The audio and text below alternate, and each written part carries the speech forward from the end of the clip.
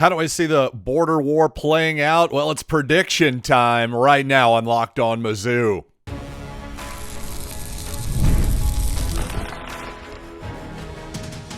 You are Locked On Mizzou, your daily podcast on the Missouri Tigers. Part of the Locked On Podcast Network, your team every day. Hey, all you true sons and daughters, I'm John Miller, your Mizzou mafioso, and the central scrutinizer of Missouri Tigers football and basketball. And on today's episode of the podcast, well, if you don't listen, fans, you better enter on your side of the stadium, or else you're going to have to pay some consequences this time around. I'll tell you about that in a little bit. Also, Eli Drinkwitz said Missouri has never played anyone like Jalon Daniels, the Kansas quarterback. Let's get into that. And also Bo Prabula as a possible mentor, that role with Matt Zollers, the young quarterback for Missouri, of course. Also want to quickly remind you today's episode is brought to you by FanDuel. Football season is around the corner. Visit the FanDuel app today and start planning your futures bets now.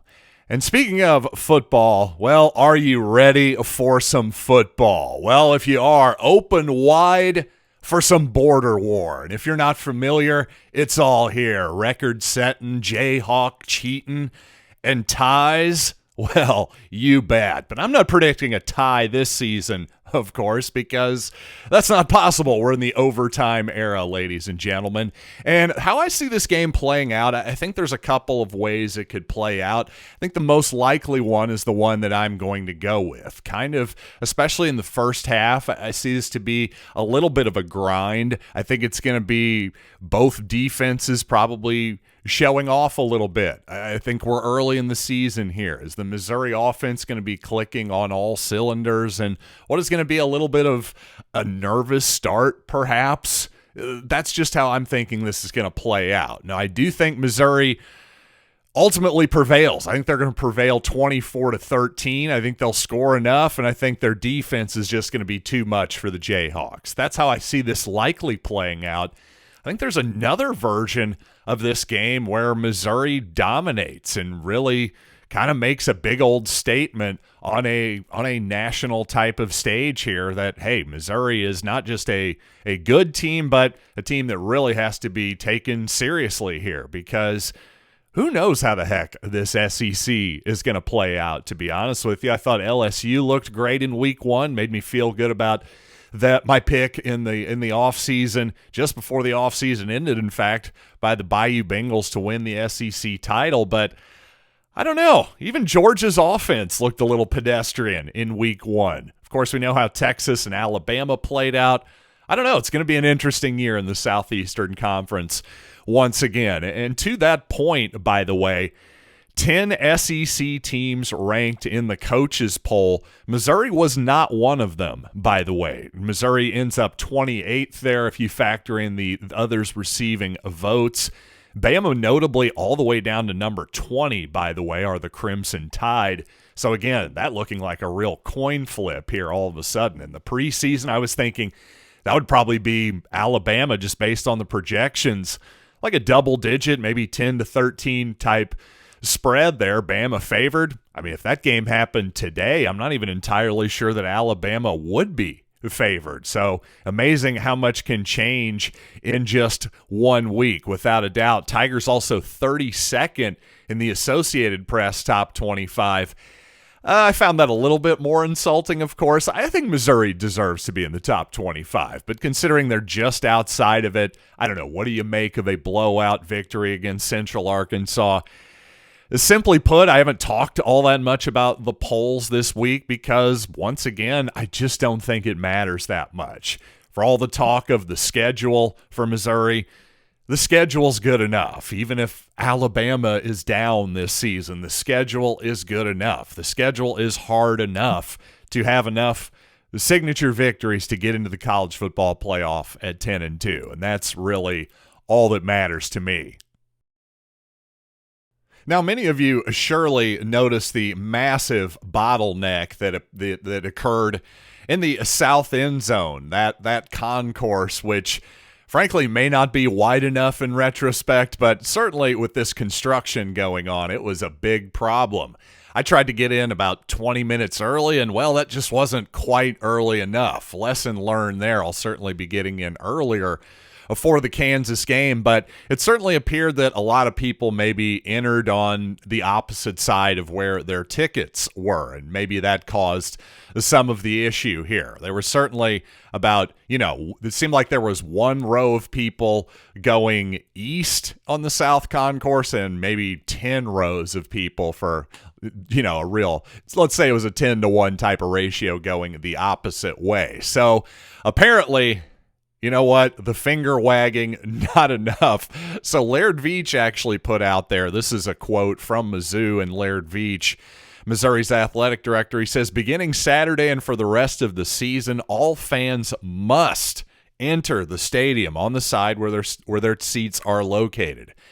And it's important that folks know that the ticket scanners actually will not allow them to enter on the incorrect side. So if they wait in line and they come up and they're on the incorrect side, we're going to have to ask them to go around. So, real consequences there, folks. Enter on on your correct side, darn it. I think that makes all the sense in the world, something that didn't really matter and probably won't matter in the future. But, hey, when you take out that north end zone, a whole bunch of people can and did enter from there, apparently. I didn't realize it was that big of a deal, but in retrospect, pretty obvious that, yes, that was one of the biggest gates there was. A lot of people can come from obviously campus in downtown Columbia from the north, south to the stadium. Yeah, it makes sense that there was some huge bottlenecks there. So unfortunately, it's going to be slightly inconvenient this year, but hey, we're just going to have to live and learn, basically. I know I learned my lesson after week 1. You know what? Actually, let me add a little bit more here just to help out you fans who are going to the game here. More from Veatch. We're adding some new shuttles that facilitate access before the game outside the stadium that will run from McDeaver near Lot I to Gate 5W and back, actually starting 2 hours before the game and going up to an hour after the game. We'll add additional staff and signage that will be near the gates to help fans navigate correctly. As a reminder, gates now open 2 hours before kickoff, and we are encouraging fans to arrive early. It's almost the weekend, and it's time to crown this week's MVP on Who Delivered, powered by DoorDash. Just like you can win every Saturday with DoorDash Streaks, saving money every time you order. Well, I think Bo Prabula delivered when it mattered most. That's just my opinion. His first start with Missouri, I know it was Central Arkansas, but I don't care who you are. First start in the SEC, that is nerve-wracking. And just like Bo Prabula delivered, DoorDash, of course, delivers your Saturdays with DoorDash Streaks. You save every Saturday you order, stack it up all season, and you could save up to $250, including $100 in DoorDash credits. Order this Saturday and keep the streak alive. Fuel your game day only with DoorDash. Terms apply. Promo period through November 18th. And Mazda crafts cars for those who choose to do more than simply move. They follow what moves them every time they drive. And that's what makes Mazda stand out. They go beyond safety, style, and performance to deliver a driving experience that feels alive in every detail. And Mazda offers more than safety. It's won more 2025 IISH Top Safety Pick awards than anybody else. As an athlete focuses on every detail, Mazda does the same, from metallic accents to hand-stitched Napa leather. And it really is the small details that make the big plays. And just like there's more to every player, there's more to a Mazda vehicle. Mazda, move and be moved. Here is the full quote from Eli Drinkwitz on Kansas quarterback Jalon Daniels. He says, when he's in the pocket, you really have to work to constrict the pocket, but you have to stay in your rush lanes. We've played several of these styles of quarterbacks before. In the SEC, that's becoming more and more popular.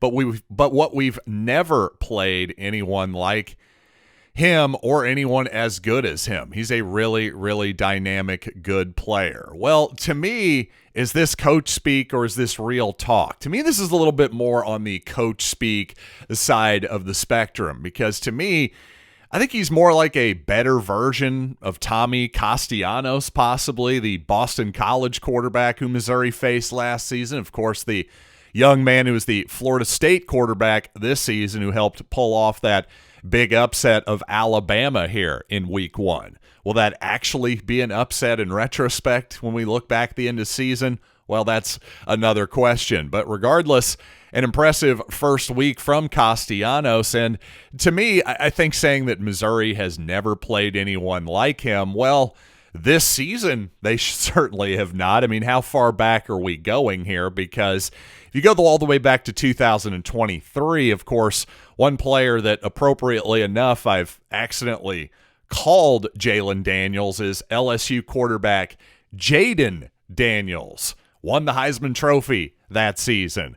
Put up a lot of points against Missouri that season as well, including a back-breaking long touchdown run at one point when it looked like Missouri had a chance to get off the field. So to me, obviously, Jayden Daniels is a better player than Jalon Daniels. No relation, by the way.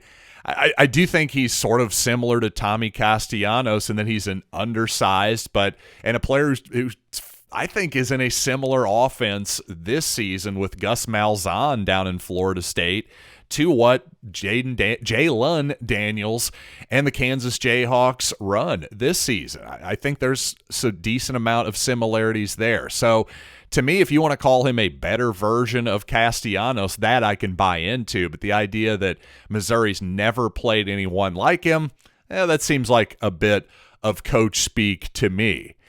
Now, another thing that Eli Drinkwitz said recently is that basically nothing is going to change as far as offensive play calling goes with Blake Craig out for the season. Basically, a lot of people, including myself, have been going, hey, maybe it's time to get a little bit more aggressive on fourth downs if you're not as sure of your place kicker. Plus, you think you've got a pretty good running team as well, especially with Ahmad Hardy and Bo Prabula in the fold. But I got to say, I'm pretty inclined to say that this is real talk from Eli Drinkwitz here. I'm inclined to believe him because, once again, this is his modus operandi. He's sort of like Andy Reid, for better or for worse, in that he likes to get the points, take the points when they're available. It's a lot easier to do and a lot more of a defensible strategy when you have a reliable place kicker like Kansas City has for several seasons here. Missouri was certainly looking like they had the makings of a very reliable place kicker in Blake Craig. So hopefully this isn't a brutal injury. We're just going to see how Robert Meyer handles it. As Eli Drinkwitz has said, hey, he's got a big leg. I've got confidence in him, but you know what? We'll see how he actually looks on the field. And the only thing that I would even question a little bit here is that I believe Eli Drinkwitz. I think this is real talk here, and I think he's trying to, well, I guess the element of coach speak might be that, yeah, he's obviously trying to put confidence into Robert Meyer's head. He doesn't want to say, oh, yeah, we're going to go for it on fourth down now constantly because our kicker sucks. Obviously, he's not going to say something even approaching that. I'm being hyperbolic there, of course. So I'm inclined to believe Eli Drinkwitz in this moment, but what will be interesting is in the actual moments when it is 4th and 2 from the 30-yard line in a close game. What does he actually do? Does he run Robert Meyer out there for that 47-yard field goal like he may well have for Blake Craig, or does he go for it on fourth down? Honestly, as I'm sitting here today, I'd rather Missouri go for it on fourth down. I just feel more confident in what I have in the Missouri running game at this point than settling for a long-ish field goal. Again, 47 yards, that's a little bit too long for me to be feeling comfortable. And in my previous episode, I did mention I think there's a silver lining for Missouri regarding Sam Horn's injury, which is that Matt Zollers, the true freshman, the much ballyhooed true freshman, well, it's going to give him an opportunity to sit and learn real preparation. By real preparation, I mean he's a snap away from being in the ball game at any moment offensively for Missouri.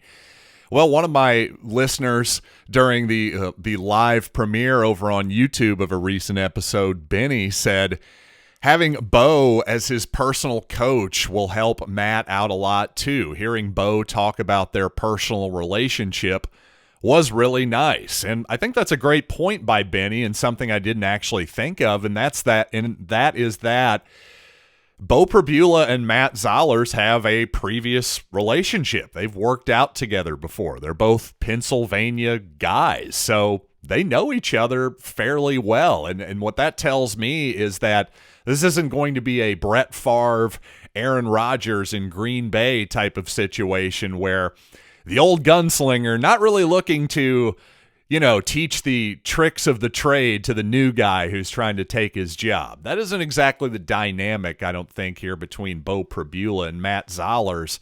Obviously, Pribula is the man this season. I don't think there's any question about that. Even going into next season, Zollers almost certainly will be able to take a red shirt this season, go into a red shirt season next year, be the understudy, have 3 full years as a starter remaining.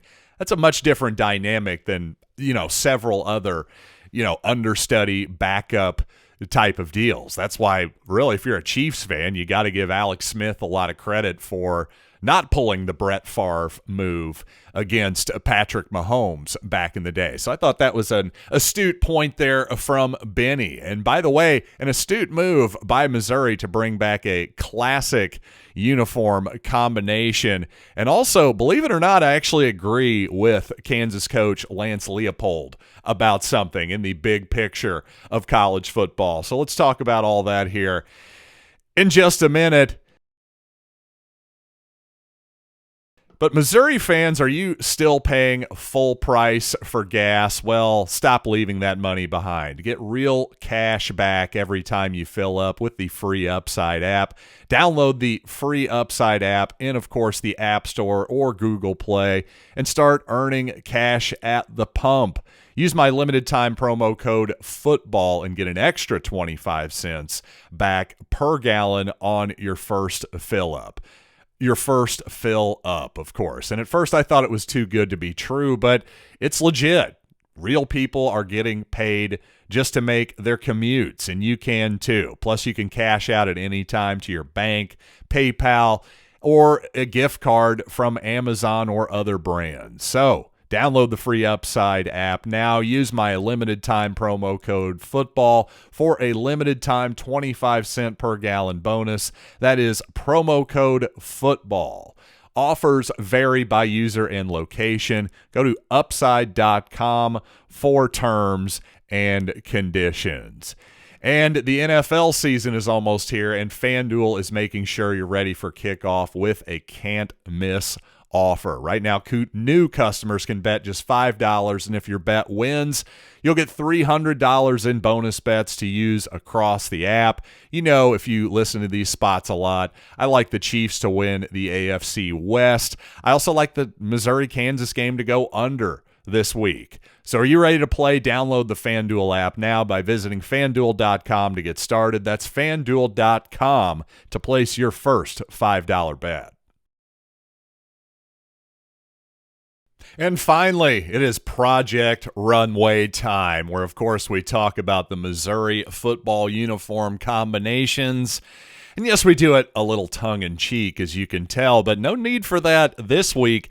The classics are back. Black jersey, gold pants, black helmet with the gold block M. That's about as classic of a look as you can possibly get for Missouri, and I'm all for it. I will say this, though. Can I make a controversial statement? I'm going to make some of you angry with this, but you know what? I don't care. My brand here is honesty, so I'm going to give it to you. The tiger logo, you know what I'm talking about. In fact,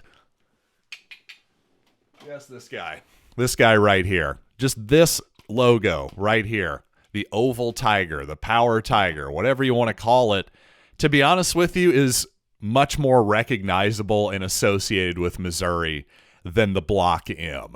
That is just almost an objective fact, especially on merchandise, by the way, because the Michigan thing, the Michigan Block M thing, not a problem on helmets. Michigan has their weird stripe thing happening. They don't actually wear the Block M.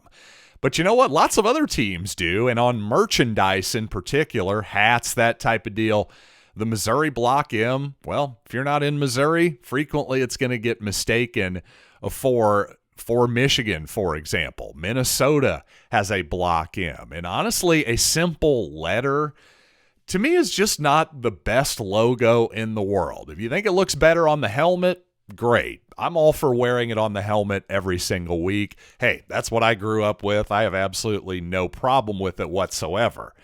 But especially when we're talking about actual merchandise, I just think it's a better logo. I kind of think that Missouri got it right, 25 some odd years ago when they made this shift. So to me, definitely wear the Block M on special occasions at least once, 2 times, maybe 3 times a year against Kansas. Sure, wear it 100%, that type of thing. But I don't know. I'm perfectly fine with this guy as well. That's just me.